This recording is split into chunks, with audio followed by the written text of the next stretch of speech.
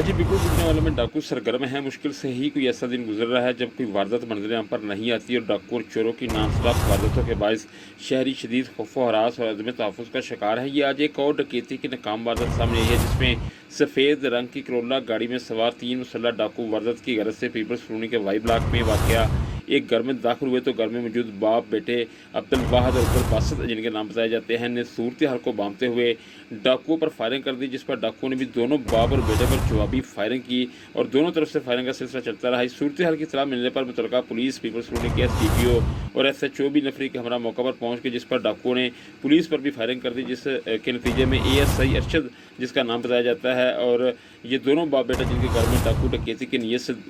दाखिल हुए थे और घर में घुसे थे, ये तीनों जख्मी हो गए हैं, जिनको 1122 की एम्बुलेंस के जरिए सिविल अस्पताल मुंतकिल कर दिया गया है, जहां SP सिविल लाइन इम्तियाज़ महमूद ने जख्मी ASI के अस्पताल पहुंचकर इजाज़त भी की है, जबकि डाकू अपनी गाड़ी छोड़कर मौका से फरार होने में कामयाब हो गए हैं। और ताहाल जो खबरें हमारे पास आ रही हैं, इनके मुताबिक अभी तक डाकू गिरफ्तार नहीं हो सके। जी।